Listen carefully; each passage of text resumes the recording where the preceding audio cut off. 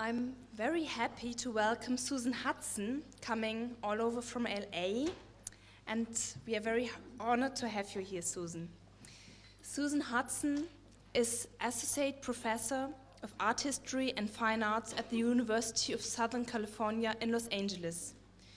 She's the founding president of the Society of Contemporary Art Historians, an affiliated association of the Society of the College of Art Association.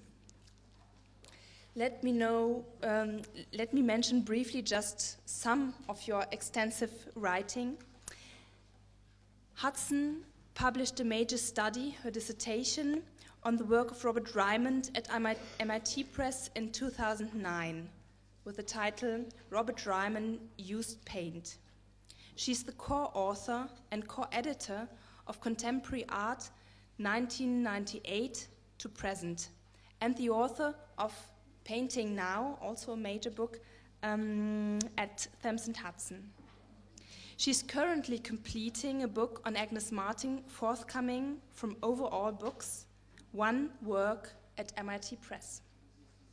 And working on another book, and a book-length manuscript that traces the idea of process in American visual modernism, on which she received several major fellowships. And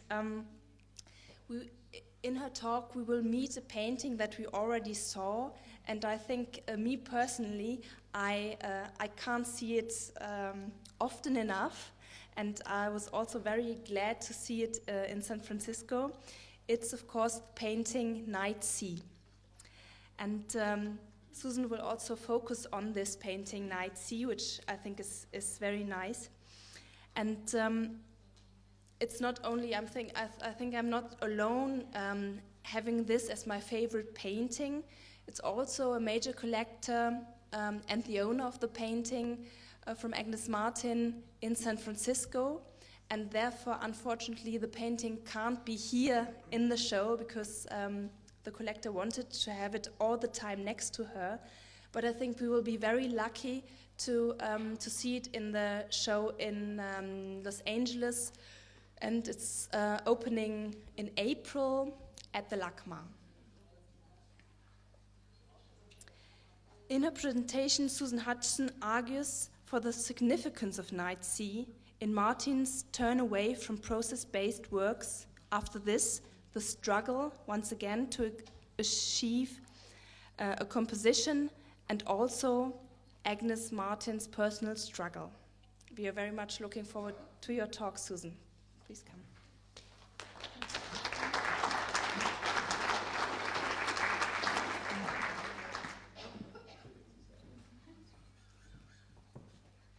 Thank you so much, and thank you, Maria, too, for the invitation. I'm really, really pleased to be here. So yes, you will see Night Sea not only again, but through much of what I have to say. I hadn't thought of it until you were talking, but I think this is in some ways my response to a kind of invitation to look at something slower and to kind of see what can spin out of encountering something closely and fondly and longly. So with that, I'll get in. In 1963, Agnes Martin completed a 6-foot square oil-on canvas entitled Night Sea, comprising a grid of rectangles plotted along the x and y coordinates of a Cartesian graph. It affects a regulated geometry against which the watery blue field, inchoate and surging, anticipates the reciprocal forces of undertow that threaten its undoing. In this alternation of swell and recession, Night Sea performs the ceaselessness of pictorial reversibility. When the color overtakes the linearity of the matrix, it also recedes, leaving the structure intact. At the same time, the imposition of a lattice differentiates figure and ground. Martin also left a narrow, prime but otherwise unpainted border to hold the central region apart from the physical frame, setting the intended compositional area apart from the substrate. This trains one's focus ever more intently on the nominal image, here the painted area as such, even as it slips in and out of focus, with the colors and lines forever unstable in their illusionistic priority relative to one another.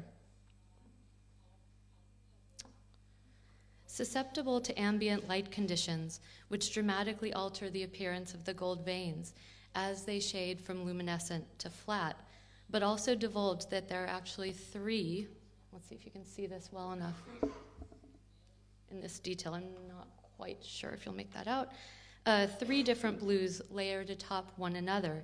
The painting is a wildly mutable thing. And let me say that these are just to show you how different it looks again under ambient conditions. And most of the times that I will go back to the painting, my kind of recursions are with the image as presented in the first slide, because I think that kind of vibrance of the blue gives you a somewhat better sense of it. But none of these are perfect by any means. And in fact, even within the same room, kind of moving forward and back gives you something very different to see. Something that I think is a hallmark of her criticism is this idea of kind of phenomenological or bodily response. And I think this painting, maybe more so than others, really radicalizes that, but I'll do this to a certain degree. Within the suite of Martin's classic grids from 1960 to 1967, Nachtseereise is as exemplary as it is exceptional, a shimmering realization of control and loss that Martin would never repeat. And as you saw upstairs, other examples of blue are not uncommon from these years, but they're usually on smaller works, often works on paper, although some on canvas. And when they are large, as we've seen another one that's come back a couple times, falling blue, it's a very different kind of blue from Nachtseereise. Martin would soon employ acrylic instead of oil paint and forgo colored pencils for graphite to draw lines.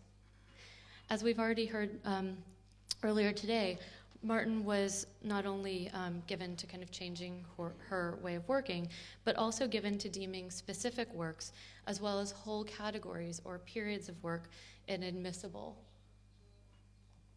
And here's this one again as well. It has long been known that she raised entire swaths of paintings, and consequently very little from before the grid survives. Her first major survey in 1973 normalized this operation by arguing that the grid was her point of origin. This is the press release from this show. Curator Suzanne Delahanty wrote in no uncertain terms, quote, "Martin made art for more than a quarter century before perseverance, toil, and inspiration brought the work to fullness in the late 1950s. In Martin's words, quote, "when I got on the right track." The preceding work, watercolors of the figure and landscape, as well as the decidedly surreal paintings of the 1940s and early 1950s, scarcely predicted what was to come, end quote. For her part, Martin actively discouraged consideration of her early paintings and tried to get many back for the purposes of destroying or disposing of them as well. So instead of the early ones, we see things like leaf. And I think this is really interesting also next to the opulence of Nachtseereise, which we can talk more about. Throughout, Martin prized simplicity, but recognized the Shiva-like acts of annihilation on which it was predicated. Apart from trashing early works, she remade compositions over and again, and routinely disposed of versions that she deemed merely penultimate, owing to whatever manner of flaw. An art form review by Jane Livingston from 1967 made this part of her burgeoning discourse when she wrote, quote, "It is not easy to discern a hierarchy of importance on any grounds but the most purely subjective ones. Each painting functions precisely in its own terms, exactly as one feels it must. The very existence of paintings by Martin in a public place implies that there are already selections from or completions of an unknown number of experimental works leading to their final states. Not only does she destroy many works, but the works present have an almost incredible air in themselves of being culminations." So again, that was from 1967. Arnie Glimcher has described this process thusly. The visits that maybe stick in the mind are the ones where she would show me 4 versions of a single painting, and she'd say to me, "I think this one is the best. What do you think?" Invariably, there was so little difference between them. It was so hard to say. They were all really beautiful. And then she'd say, "Okay, we're going to keep that one, and we're going to cut up the others." And I would help with a knife slice up the paintings. Those are the studio visits that I think are the sharpest, helping her destroy the work. Martin, on her part, was not shy about this either. Quote, "I've thrown away a tremendous lot. Well, sometimes I paint over them. Not sometimes. I paint over them again and again until I get to the place where I feel that I am moving ahead. You feel as though you've got a grip. Then I stop painting over them. It's very important to throw away because they hold you back psychologically. Yes, it doesn't do good to keep paintings that have some good in them or are sort of good but are not the real thing."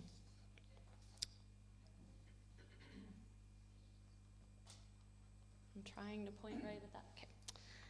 It is thus remarkable that Nightsea survives, a significant painting in a transitional year, and one that further exhibits imperfections in manufacture that Martin would in most cases reject. Despite itself, it must have seemed to Martin to have been the real thing. Produced in Martin's standard panel size, a 6-foot square, the painting deliberately solicits the authorial body, as in the tradition of Leonardo da Vinci's Vitruvian Man, it measures the reach of Martin's outstretched arms. Near the top right corner, the main lines veer off track to the right. Looking at the painting rotated on its side, one realizes how compressed or distorted certain passages are relative to the others. The rectangles are not uniform. I wanted to show you this. I don't know how, can I do the Vanna White? I'm going to move from my place. Hopefully you can still hear me. But what I want to show you is right here, these lines, I don't know if you can see, but they're not, okay. Thanks. The lines are not perfectly straight on the weave. That was all. I probably could have said it from here, sorry. But it's important. Brush threads are stranded in the oil. Striations remain where bristles pulled paint, showing directionality and pressure. Paint seeps beyond the borders. A stain near the top suggests a bleed. Something appears to have been painted out near the bottom. Less obviously, Martin first seems to have applied an even more brilliant blue. This maybe is better to look at. Again, none of this is really communicated in photographic reproductions, for which I apologize. Martin first seems to have applied an even more brilliant blue, to which she added an opaque blue-green daub in each demarcated box that covers the first and intermediary layers. Applied with irregular borders, these topmost patches are rimmed by the residual brightness below, visible near to the scored lines, so many efflorescent halos. One wonders whether Martin deemed the first pass too shrill, modulating the intensity as she went, or did she conceive the buildup from the first to give the blue extra dimension? More broadly, what prompted her to keep working on this canvas instead of moving onward to another, especially as she saw the vectors deforming the systematic regularity from below and from above? Or when she changed course, responding to such circumstances so as to control its unruly aspects? Given her ruthlessness when it came to assessing her production, so little faultless, what must she have made of these persistently mortal aspects of Nightsea? And how might we reconcile, or not, the fact that these ostensible shortcomings are what positively, for me anyhow, define it? For me, then, Nightsea stands as the last of Martin's process-based works. After this, the struggle to achieve a composition, to say nothing of the struggle for the self that it may represent, happened elsewhere, at a safe remove from the art. The fight for form was no longer in the works themselves, nor was evidence of the agent of their becoming. Martin took the ego struggle, the personality struggle, and in some sense, the human struggle out of her paintings as much as she could to offer a vision of non-attachment. What remained was the expression of innocence and freedom, lightness and purity and emptiness of mind, and maybe, above all, happiness. But here, still, identity is part and parcel of the painting. Accident betrays her. Martin's lines force the issue of whether the fall away from ideal geometry confirms the inevitability of embodiment and how this is to be valued. For Martin, it was not in the affirmative. However, this was not necessarily the case for others. Far from the perfection that she would come to associate with her professed classicism, a perfection that is, of course, unattainable, these marks positively evidence what Annette Michelson once characterized as a distinctively human, which is to say, aleatory and minutely flawed visual tremolo. For one early reviewer, Martin endowed the grid with the individuality of a signature. For Douglas Crimp, a few years after, interpretation necessarily claims, quote, the personality of Martin's lines, apart from Martin, as an issue of affect. Yet Martin's friend Ann Wilson wrote in 1966 that Martin's pictures were, quote, the product of the painter's activity and suppress or subdue process. The painter has disappeared. Evidence of how the canvas was worked, penciled lines and corrections, show the painter correcting the canvas according to some vision that exists independently of the canvas. The vision is not discerned in the act of painting. For Martin, after 1963, to paint was increasingly to implement what was already known, to usher it into physical form. She described her working process as having, quote, a vision in my mind about what I'm going to paint before I start. As notebooks brimming with calculations attest, she then needed to enlarge these visions without introducing mistakes in proportion when scaling up from the diminutive thumbnail sketches that she would first make. As for the genesis of these visions, Martin, ever conscious of the weight of self-fashioning, claimed that they were manifest through the interrupting of conscious thought, ignoring critical reason, and operating at a remove from the meaner distractions of the senses. As she told the critic Holland Cotter, quote, I say to my mind, what am I going to paint next? Then I wait for inspiration. You have to clear out your mind to have a quiet and empty mind. However particular to her, Martin's privileging of involuntary transmission represents a familiar avant-garde stance, one reminiscent of surrealist automatism, or, closer at hand, Jasper John's dream, perhaps apocryphal, indicating that he should paint the American flag. Others in her circle in New York lent heavily on intuition, including Lenore Tawney, who once stated, quote, my work comes out of the unknown and remains a mystery. Indeed, Tawney was an especially close friend, interlocutor, and patron during these same years. Tawney bought some of Martin's work, and thanks to a small inheritance that she received upon the untimely death of her husband in the 1940s, she sometimes supported Martin monetarily besides. And here's an image of Tawney, and then another of them at the slip. And I very much appreciate what was said earlier about the context of the show and kind of thinking her back in relation to her peers and the kind of dialogues that she was engaged in this moment.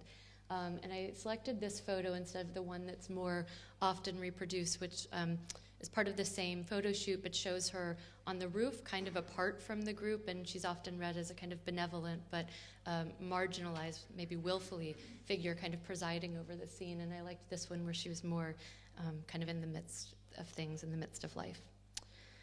Martin was notoriously private, and this deflection from explaining causality and process extended to her biography as well. When it came to her personal history, she conscientiously covered her tracks, redrafting her story through the deft cultivation of a public persona that grew in direct proportion to the vehemence of her withdrawal from the public eye, beginning in 1967.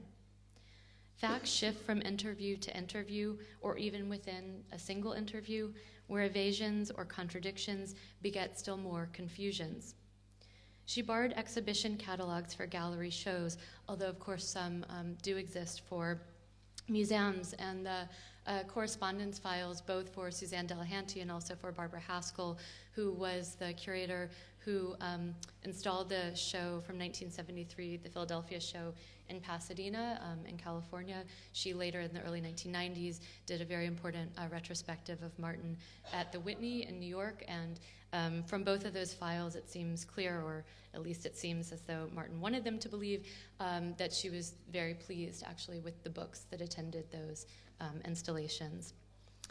The deflections, exclusions, and downright prohibitions concerning her studio practice, precedents, contemporaries, or the world around them leave one little to go on. As we've already heard, I guess, quite a few times now, I'm sorry, I feel like this is a tick. It's like, I guess, what happens when you don't go like first. Everything is redundant, so I apologize. She did not keep records, and very few studio photographs exist. She was even more reticent about her life beyond the studio, especially as her schizophrenia and homosexuality, which, as Tiffany Bell and Frances Morris write in their catalog, were, quote, defining characteristics for those who knew her well, but were subjects out of bounds beyond Martin's inner circle. Martin was hospitalized for the better part of 1962, making her return to her studio and to art making on such a grand scale the following year, with Night Sea and many other large works, even more astonishing.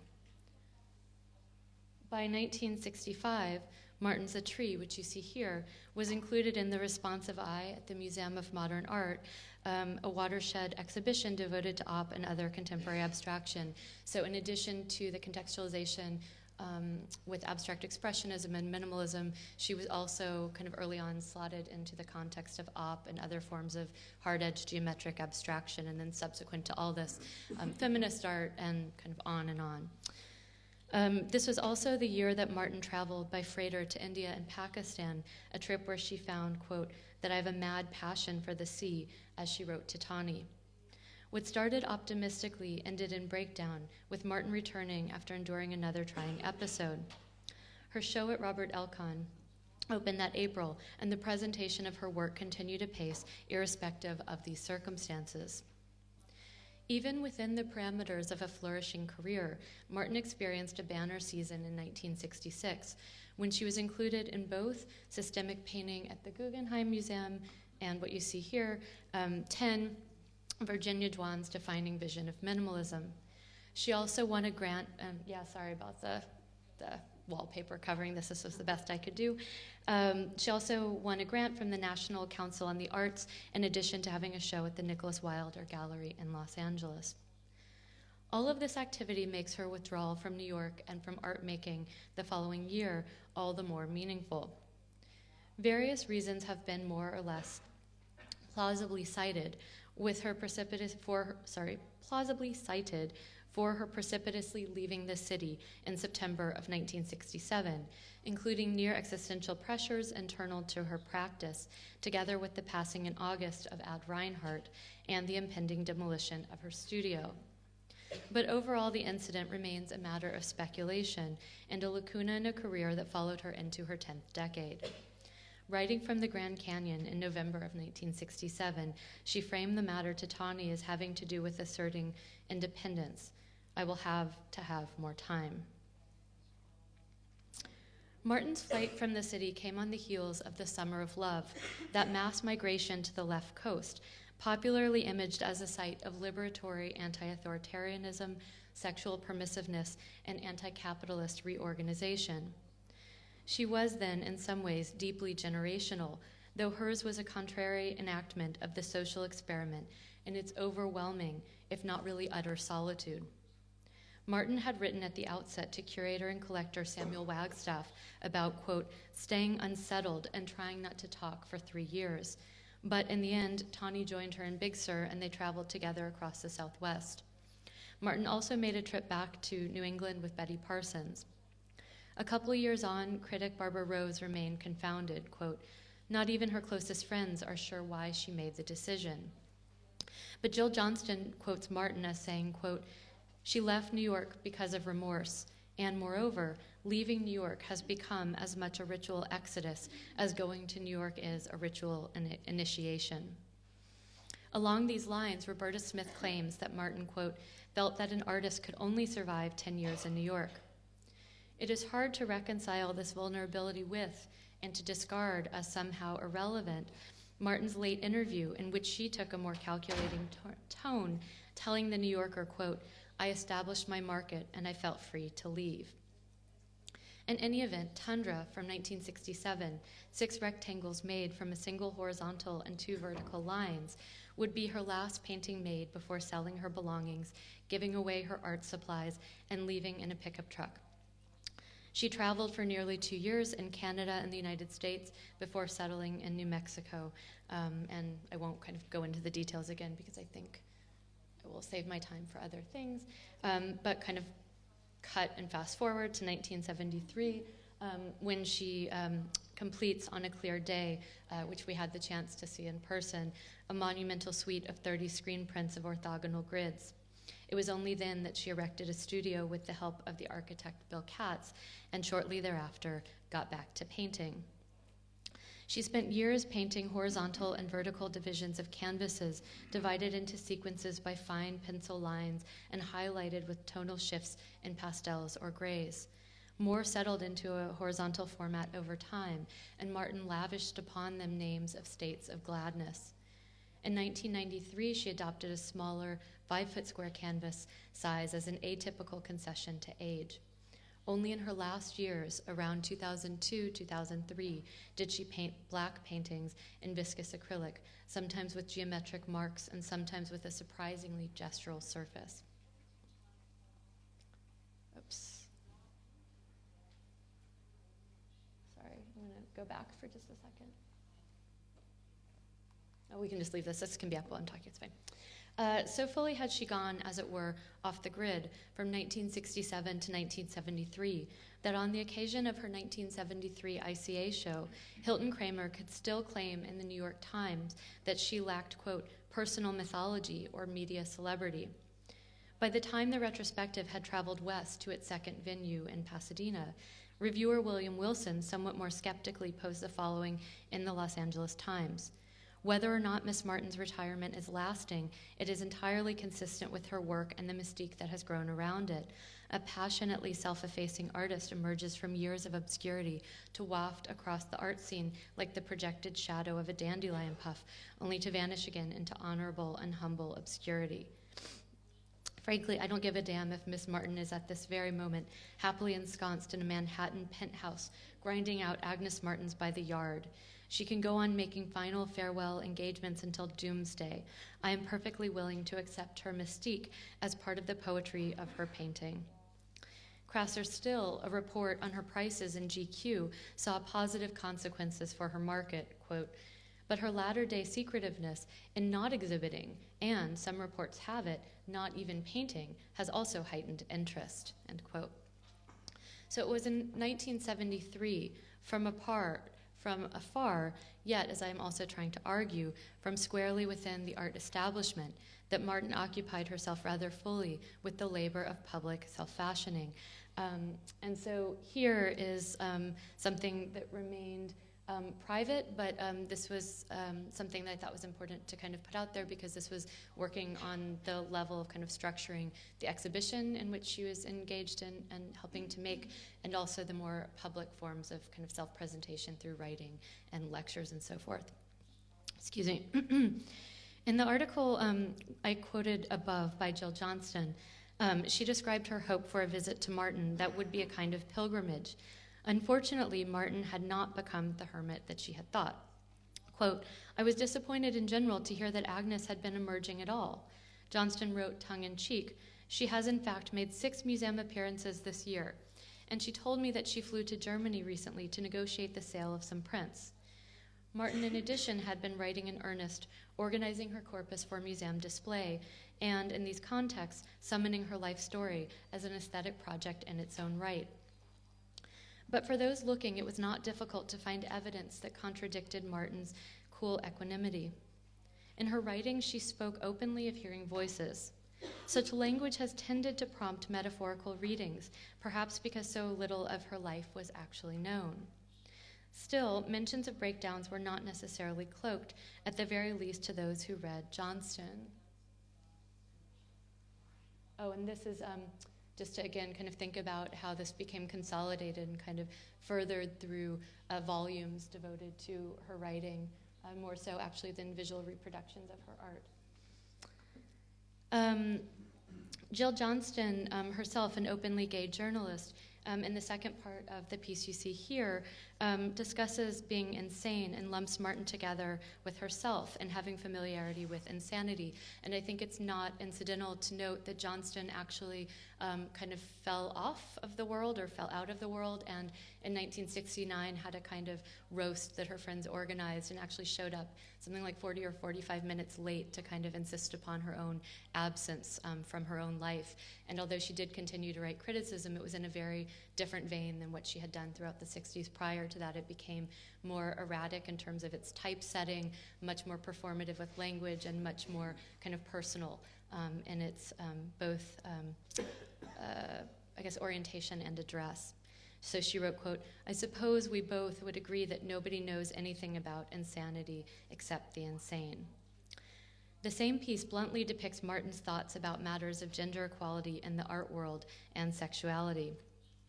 Johnston asks her about this Hilton Kramer review that I quoted before, and she says, but Agnes knows exactly who or what she is or isn't.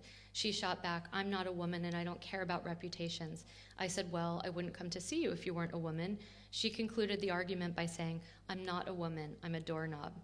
So her response to being called a woman was desubjectivization.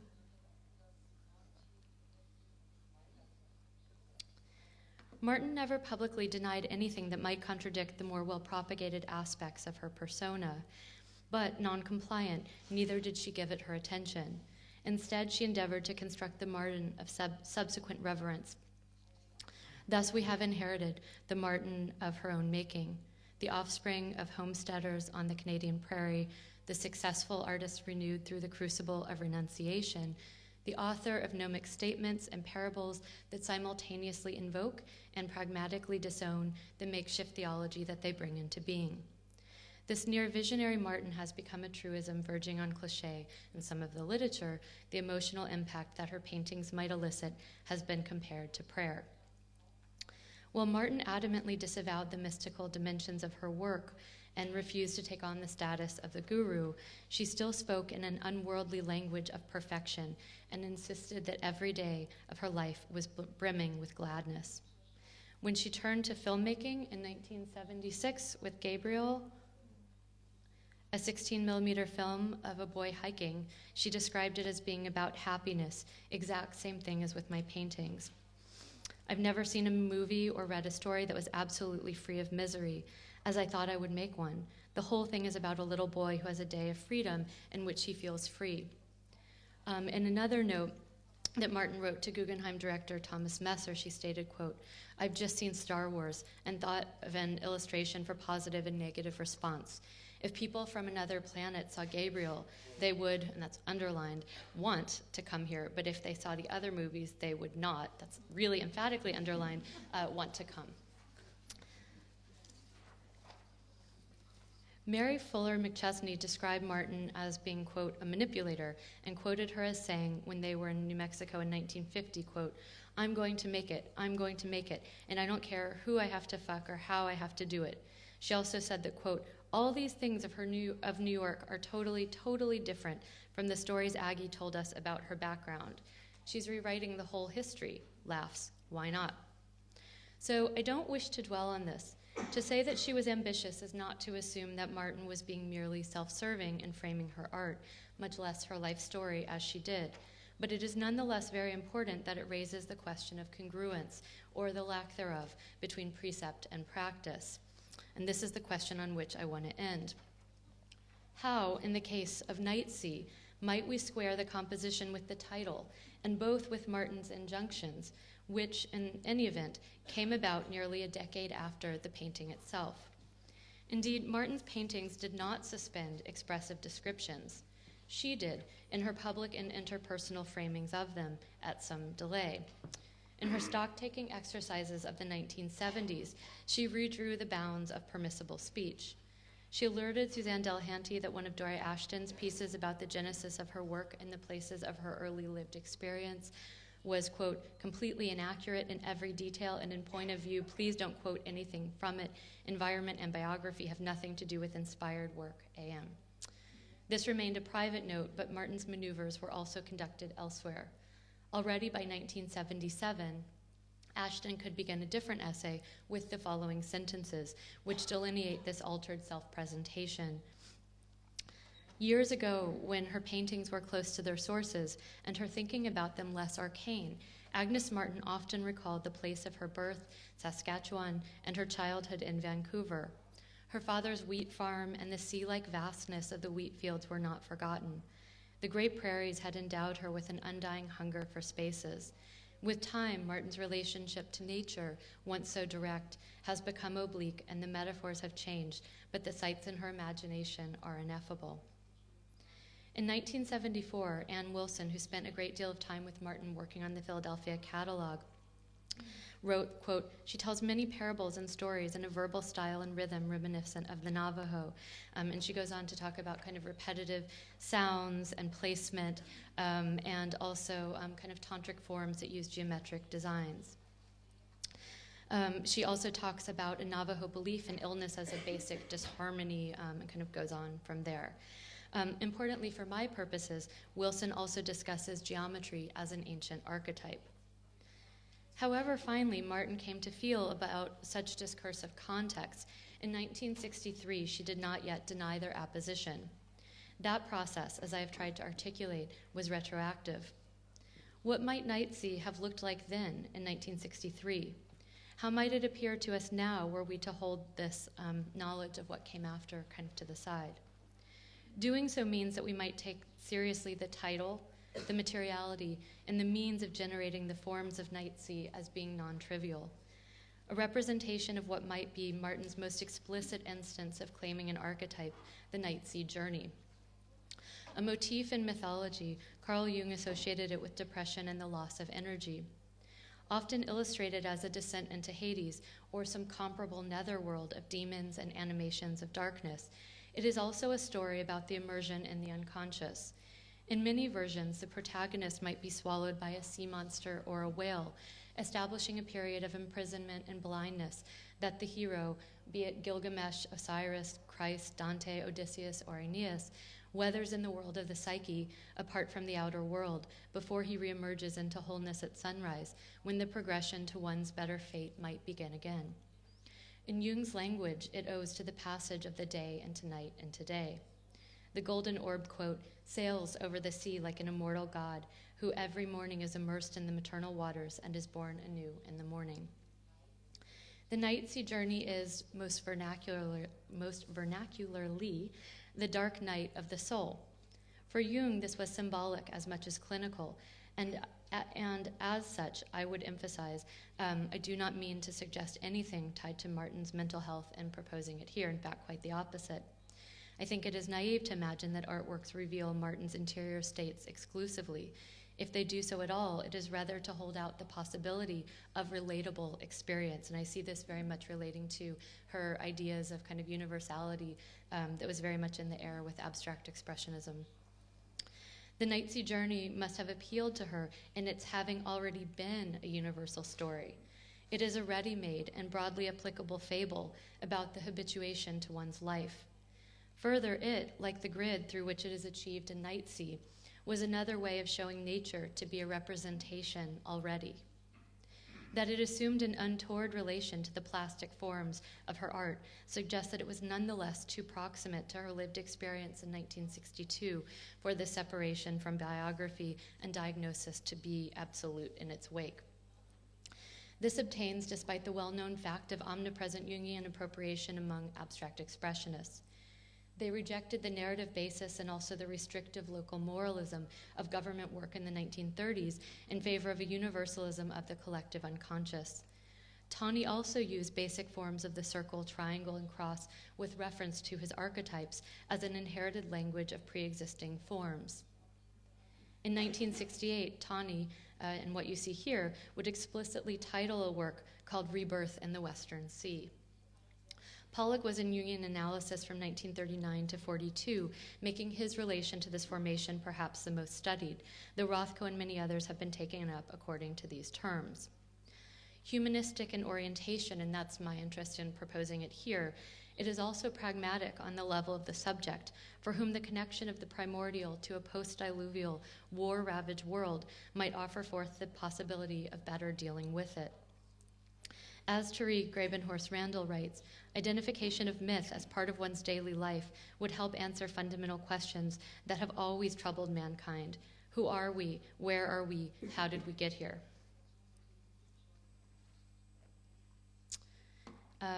Back to friendship and the letter that we saw earlier. In a letter dated October 25th of 1963, Martin wrote, "Dear Lenore, I am not going to be able to tell you anything really. You have made this day the turning point of my life. It means an enormous opportunity for me. Now I can take my time and really get to work. The whole scene has changed. There is no way to grasp the size of it. There is no way to get hold of it at all." I'm going to skip ahead. An expression of gratitude is like the soundless sound. It is going to be like the waves over and over again. Forever is not too long. I think it is the real thing. And just want to kind of point out that recurrence of this idea of the real thing, which she used in some cases in relation to art and in others in relationships. Martin's reference of gratitude is unclear, for Tawny both lent Martin financial support and gifted her painting, you see here, to the Guggenheim. It was brought in for the director's consideration in late January of 1963 and was ratified by the board in April, at which point it entered the Guggenheim collection through Elkan's gallery. And so this would have been a few months before, so I'm not totally sure that that would have been the subject or reference of this letter, since this would have been like half a year later, actually even a little more. Given that it is dated so late in 1963, it is unlikely but not impossible that Martin could have finished Night Sea by the year's end had she started the painting at the time of its drafting. But it still leads one to wonder, even if she did start it then or before, when did she change the painting? Or conversely, when did she decide that it was done, its meaning settled? As in the myth, the hero travels alone. Night seas must be crossed in solitude. The lone protagonist is the common denominator of night sea journeys from biblical stories all the way through Alice's adventures in Wonderland, which all kind of work on this archetype. Each embarks on adventures that test her mettle. But such a narrative, Jung's formation chief among them in its goal of bringing the ego back to fullness, celebrates the actor in a way that I would argue came to appear at cross purposes with Martin's professed ambitions. For her, the ego was suspect in its venality and pride, its vanity and cumbersome attachments to everything that is anyways transient. She says, ego makes us feel guilty. If you sit down for a minute, ego is after you, telling you you're good for nothing. No matter what you do, no matter what you accomplish, ego says you're short. For Martin, this assault on the ego assumed representational form, with composition spreading in all directions, lacking center or hierarchy. Relating it to the problem of composition, Martin spoke of slaying the square, even as she availed herself of it, by making a grid of rectangles within the outer limit of the panel. She did so, she said, because a square is aggressive. It's much softer when it is covered with rectangles.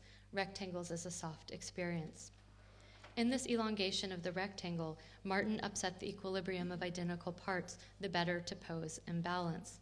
This act of violence paradoxically brings forth the softness of which she speaks, something that I think is performed really wonderfully in this, Martin's only kinetic sculpture, The Wave from 1963, the shallow wooden box toy with a blue-tinted plexiglass front and a grooved interior. Upon seeing this at the Toys by Artists show at Parsons Gallery in 1963, John Cannaday described the movement of the tiny balls when the box was tilted, skittering, catching, and settling into provisional patterns. He writes, quote, "These patterns, as well as the rustling sound that the pellets make, do suggest a wave breaking and receding on a beach. But the hypnotic effect of this extraordinary toy is in its general suggestion of restlessness that comes to peace, but must be set into new restlessness. Night Sea figures perfection in its ambition, if not its destination. The flux remained in and as the composition, the endless perceptual waves of blue. It is forever in medias res, with resolution, perhaps impossible, at the very least deferred. With metronomic regularity, tides come and go. Days and waves break. Night sea, so contingent upon sight, is also, I think, about blindness, the limits of the visible, and the incipient terror of the unknown. Owing to Martin's layerings, night sea is opaque, and the shift thereafter from density to transparency is reflected not only in the titles, but changes of medium. And with both, we arrive at something close to pictorial, if not actual, intention. With acrylic, Martin did not use layers to conceal prior passes across the support, but instead to build up glazes. After Night Sea, Martin sought to express, through these means, a lucidity that is also what she calls happiness, and to convey an ease of making through paintings that look effortless, pellucid, free from toil, doubt, or struggle. Night Sea is a reminder of the work that this program involved.